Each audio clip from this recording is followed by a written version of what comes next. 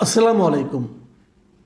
প্রিয় দর্শক, যুক্তরাষ্ট্রের গোয়েন্দা প্রধান তুলসী গ্যাবার্ড, উনি ভারতীয় বংশোদ্ভূত একজন ব্যক্তি, বাট জন্মকর্ম সবই যুক্তরাষ্ট্রে। এবং গোয়েন্দা প্রধান হওয়ার কারণে ট্রাম্প প্রশাসনের, ট্রাম্প সরকারের খুবই গুরুত্বপূর্ণ একজন ব্যক্তি তিনি দুদিন আগে ভারতে এসেছেন, ওখানে বিভিন্ন দেশের গোয়েন্দা প্রধানদের একটা সম্মেলনে যোগ দিতে। সেখানে আসার পর ভারতের সংবাদ মাধ্যম এনডিটিভি ওনার একটা এক্সক্লুসিভ ইন্টারভিউ করেন, এবং সেই ইন্টারভিউ অনেক কথার মধ্যে বাংলাদেশ প্রসঙ্গে দুটো কথা ছিল। এবং এই কথাগুলো নিয়ে এরই মধ্যে কিন্তু আমাদের দেশে নানা রকম যুক্তি, পাল্টা যুক্তি, সম্ভাবনা, আশঙ্কা, এগুলো নিয়ে আলোচনা হচ্ছে। তো সে আলোচনায় গতকালকে উনি বলেছেন, তো সে আলোচনায় আমার মনে হয় যে এখন অবস্থাটা এমন একটা পর্যায়ে গিয়েছে, বোধহয় আমাদের একটু জানা দরকার, বোঝা দরকার যে উনি আসলে কি বলেছেন এবং এটার মাধ্যমে উনি কি বোঝাতে চেয়েছেন, এবং তার প্রতিক্রিয়া হিসাবে আমরা কি বলেছি, আমরা কি বোঝাতে চেয়েছি। এবং এই দুই পক্ষের কথাবার্তার মধ্যে যুক্তরাষ্ট্রের সঙ্গে আমাদের সম্পর্কে এই কথা চালাচালি, এই বাদ প্রতিবাদ কোনো ধরনের প্রভাব বিস্তার করবে কি না, সেটাও কিন্তু আমাদের একটু চিন্তা করে দেখতে হবে। তার আগে আসুন আমরা একটু দেখে নিই উনি আসলে কি বলেছেন। আমি যদি হুবহুভাবে দেখি, আপনি ইংরেজি এবং বাংলা, আমি অনেকগুলো দেখেছি, আমি মোটামুটি ইংরেজিটাই পড়েছি ব্যাপারটা নিয়ে, যাতে কোনো দ্বিধা না থাকে। এবং উনি কিন্তু যে জিনিসটা বলেছেন, যেমন ইংরেজি যদি আমি বলি, the long time unfortunate persecution, killing and abuse of religious minorities like Hindus, Buddhist, Christian and other has been a major area of concern for the US government and President Trump and his administration. Bangla করলে যেটা দাঁড়ায় সেটা হলো হিন্দু, বৌদ্ধ, খ্রিস্টান, Catholic ও অন্যান্য ধর্মীয় সংখ্যালঘুদের উপর দীর্ঘদিন ধরে চলমান দুর্ভাগ্যজনক নিপীড়ন, হত্যা ও অন্যান্য নির্যাতন যুক্তরাষ্ট্র সরকার, প্রেসিডেন্ট ট্রাম্প ও তার প্রশাসনের উদ্বেগের একটি প্রধান ক্ষেত্র। এখন এটা উনি কী উপলক্ষে বলেছেন? এই যে কথাটা বলেছেন, এটা তো হতেই পারে যে কোনো জায়গাতে যদি এ ধরনের ঘটনা ঘটে, ধর্মীয় সংখ্যালঘুদের উপর যদি টর্চার করা হয়, অত্যাচার করা হয়, সেটা তো যুক্তরাষ্ট্র সরকারের ব্যাপারে সরকারের একটা উদ্বেগের জায়গা হতেই পারে। উদ্বেগের অনেকগুলো ক্ষেত্র থাকে, তার মধ্যে এটা প্রধান ক্ষেত্র হতে পারে, কিন্তু এটা নিয়ে কোনো সমস্যা নেই। বাট প্রশ্নটা হলো কি, এখানে বাংলাদেশ প্রসঙ্গটা এলো কী করে? এলো এই কারণে যে প্রশ্নকর্তা যিনি ছিলেন তিনি কিন্তু বাংলাদেশ প্রসঙ্গটা তুলেছেন, এবং উনি যেভাবে তুলেছেন সেখানে কীভাবে তুলেছেন যে বাংলাদেশে যে এই ঘটনার খবর পাওয়া যাচ্ছে, সে ব্যাপারে আপনার রিয়াকশনটা কী বুঝেন? কিন্তু প্রশ্নটা ইটসেলফ কিন্তু এক ধরনের ইঙ্গিত দিচ্ছে যে বাংলাদেশে এগুলো ঘটছে। এখন প্রশ্নকর্তা যখন বললেন যে বাংলাদেশে এই ঘটনা ঘটছে, সেই ব্যাপারে আপনার রিয়াকশনটা কী, তখন উত্তর দিলেন যে এই ঘটনা যখন ঘটে তখন সেটা যুক্তরাষ্ট্রের জন্য খুবই একটা উদ্বেগের বিষয় হয়। এক্ষেত্রে উনি সেইটাই বলেছেন। এখন প্রশ্ন হচ্ছে, প্রশ্নকর্তা যে বললেন যে বাংলাদেশে এই সমস্ত ঘটনার খবর পাওয়া যাচ্ছে, এই ঘটনার খবর কি আসলেই পাওয়া যাচ্ছে? কোথায় পাওয়া যাচ্ছে? কী পরিমাণ পাওয়া যাচ্ছে? 18 কোটি মানুষের এই দেশে কতগুলি ঘটনা এরকম ঘটছে প্রতিদিন, যেই জন্য যেটাকে নাকি ভারতীয় এনডিটিভি সাংবাদিক উদ্বেগজনক মনে করে বাংলাদেশের নাম উল্লেখ করে তুলসী গ্যাবার্ডকে প্রশ্নটা করলেন। এই জায়গাটা কিন্তু খুবই গুরুত্বপূর্ণ। এবং তারপরে আরও কিছু কথা বলেছেন উনি, আরেকটা জায়গায় উনি কিছু কথা বলেছেন। উনি বলেছেন, তুলসী গ্যাবার্ড বলেছেন যে ট্রাম্পের যে নতুন মন্ত্রিসভা হয়েছে, তাদের সঙ্গে বাংলাদেশের যে অন্তর্বর্তীকালীন সরকার আছে তাদের সঙ্গে আলোচনা মাত্র শুরু হয়েছে। কাজেই এখন তখন যখন তাকে প্রশ্ন করা হয়েছে যে বাংলাদেশে ইসলামী চরমপন্থা ও সন্ত্রাসবাদী উপাদানের উত্থান নিয়ে তাকে একটা প্রশ্ন করা হয়েছে। তখন উনি বলছেন যে আমাদের মধ্যে মাত্র আলোচনা শুরু হয়েছে, এটাও একটা উদ্বেগের মূল জায়গা হয়ে আছে। দেখেন, বাংলাদেশে ইসলামী চরমপন্থা ও সন্ত্রাসবাদী উপাদানের উত্থান বিষয়ে একটা প্রশ্ন করা হয়েছে। আসলে কি এটা হয়েছে? আসলে কি বাংলাদেশে ইসলামী চরমপন্থা এবং সন্ত্রাসবাদী উপাদান তৈরি হচ্ছে? এই প্রশ্নটা কিন্তু জরুরি। অথবা তারা যদি প্রমাণ করতে চায় যে আসলে এখানে ইসলামী চরমপন্থা ও সন্ত্রাসবাদী উপাদানের সমৃদ্ধ দল মত লোকজন সক্রিয় হয়ে উঠেছে, অথবা এই সরকার তাদেরকে আশকারা দিচ্ছে, যদি এটা তারা প্রমাণ করতে চায়, তাহলে কি তারা প্রচুর উপাদান পাবে? এই জায়গায় কিন্তু আমার মনে হয় কবি একটু নীরব থাকবে। নীরব থাকবে এই কারণে যে কিছু কিছু ঘটনা কি সেরকম ঘটেনি, কিছু কিছু ঘটনা সেরকম ঘটেছে, সেগুলো ইন্টারন্যাশনাল মিডিয়াতেও গেছে। আমি একটা সহজভাবে আপনাদেরকে বলি, এই সরকারের আমলে এই যে নানা ধরনের মোরাল পুলিশিং হচ্ছে, যে করোনা কীভাবে পড়তে হবে, পর্দা করতে হবে কিনা, এই যে ঘটনাগুলো যে পর্যায়ে ঘটছে, অবাধে ঘটতে পারছে, তৌহিদি জনতার বেশ একটা সরব উপস্থিতি দেখা যাচ্ছে। একটা মিডিয়ার সামনে যে তারা গরু জবাই করছে, এবং রাস্তাঘাটে যখন একজন লোকে এই ধরনের মরাল পুলিশের কারণে যখন পুলিশ কাউকে ধরে নিয়ে যাচ্ছে, তাকে ছাড়ানোর জন্য থানায় যেয়ে তারা ধর্ণা দিচ্ছে এবং ছাড়িয়ে নিতে পারছে, এবং যে নারী অভিযোগ করেছিল সেই নারীকে ডেকে এনে সেটা প্রত্যাহারে বাধ্য করা হচ্ছে। এই যে মরাল পুলিশিংগুলি হচ্ছে, এটা কি আগের যে কোনো সময়ের চেয়ে বেশি নয়? আমার মনে হয় বেশি। এবং এই বেশি হওয়াটাই কি প্রমাণ করে না যে কিছু একটা চেঞ্জ আসছে? এই চেঞ্জটা ভালো নাকি এই চেঞ্জটা মন্দ, আমি কিন্তু সেই বিতর্কে যাচ্ছি না। আমি খালি বলছি এ ধরনের কিছু ঘটছে কিনা। আচ্ছা, আরেকটা কথা বলি আমি।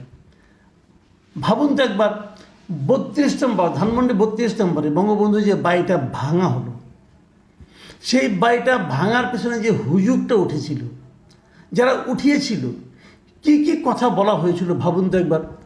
আপনারা কি সেই বাড়ি ভাঙার পর, অর্ধেক ভাঙার পর তার উপরে দাঁড়িয়ে ওই যে আপনার যেটা আইএসের যে ফ্ল্যাগটা, ওরকম ফ্ল্যাগের মতো এরকম শাহাদা লেখা, যে এরকম বড় প্ল্যাকার্ড ধরে একজনের ছবি দেখেননি? দেখেছেন তো? হয়তো তারা মূল লোক না, হয়তো অন্যরা ভেঙেছে, হয়তো সাধারণ মানুষই ভেঙেছে, কিন্তু সেই সুযোগে সে তো ওখানে উঠে ওই ছবিটা তুলেছে। ইন্টারন্যাশনাল মিডিয়ায় কি এই ছবিটা যাবে না? যদি যায়, তারা কি ভাববে?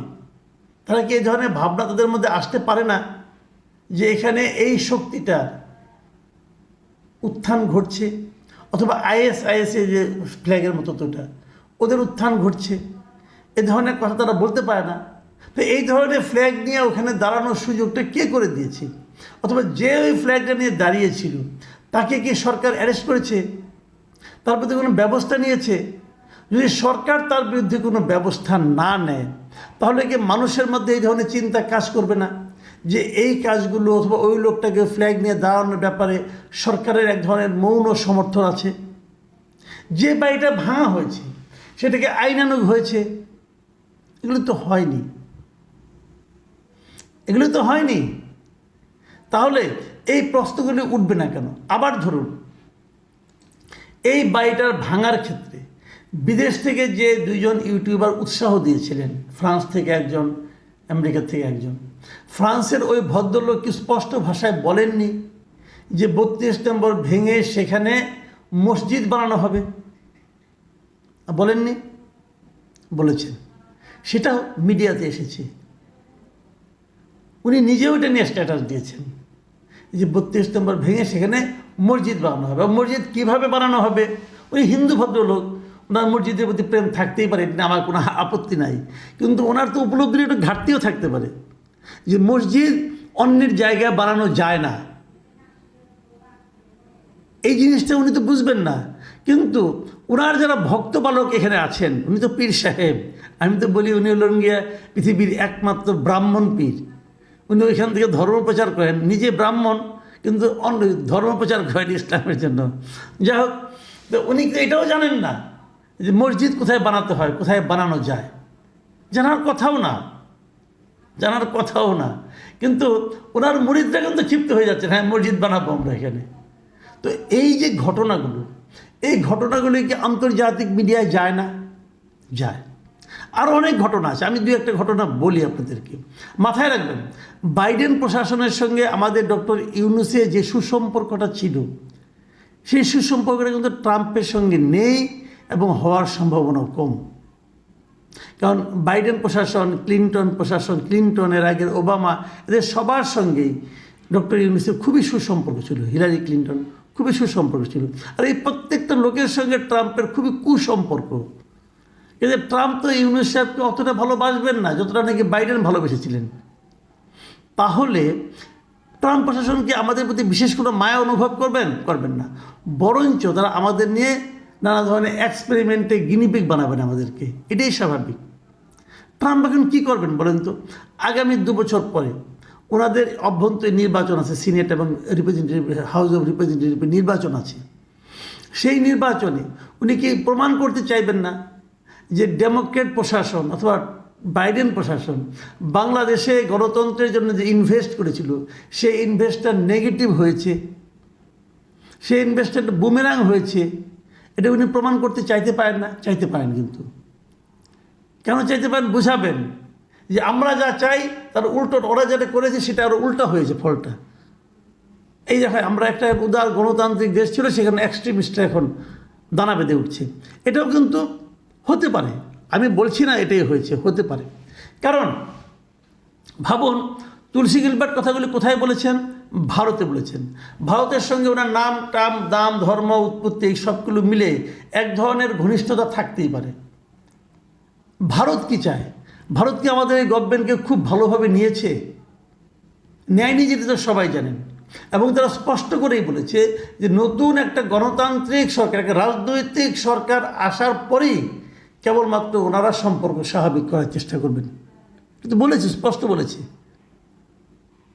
কাজেই সব মিলিয়ে যে জিনিসটাকে হয়েছে, এবং আমরা তাৎক্ষণিকভাবে কী করেছি, এর একটা তীব্র প্রতিবাদ করেছি।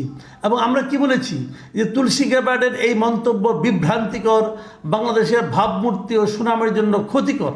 এটা কিন্তু সরকারের পক্ষ থেকে বিবৃতি দিয়ে জানানো হয়েছে এবং বলা হয়েছে যে গ্যাবার্ডের মন্তব্য কোনো নির্দিষ্ট প্রমাণ বা অভিযোগের উপর ভিত্তি করে হয়নি, এটা কিন্তু আমাদের সরকার বলছে। তো আমরা কি করলাম?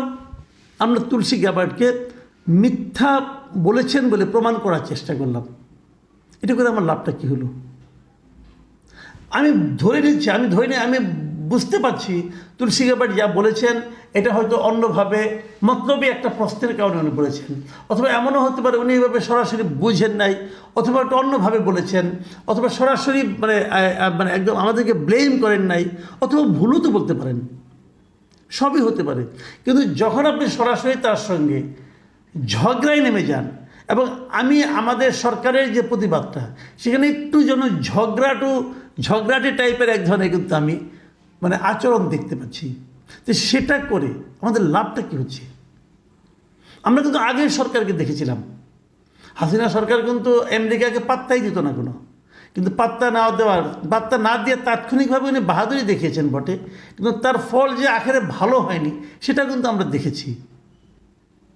তো এখন ট্রাম্প সরকারের সঙ্গে আমরা কি বিরোধে জড়িয়ে যাব? বিরোধে জড়িয়ে গেলে কি হবে? আমাদের লাভ কিছু হবে? এই বিষয়গুলো আমি আশা করি বর্তমান সরকার একটু ভেবে দেখবেন, একটু চিন্তা করে দেখবেন। হাসিনা তো যাওয়ার জায়গা ছিল, ইউনূস সাহেব যাবেনই বা কোথায়? এগুলিও কিন্তু চিন্তা করতে হবে, বিষয়গুলো ডিপ্লোম্যাটিক্যালি হ্যান্ডেল করা দরকার। যারা এই বিবৃতিগুলো লিখেছেন তারা যেভাবে লিখেছেন আমার কাছে খুব ছেলে মানুষই মনে হয়েছে। অতটা পাওয়ারফুল, অতটা সরাসরি দ্বন্দ্বে লিপ্ত হওয়ার মতো অবস্থায় বোধ আমার নেই। প্রিয় দর্শক, এখন এ পর্যন্তই। আল্লাহ হাফিজ।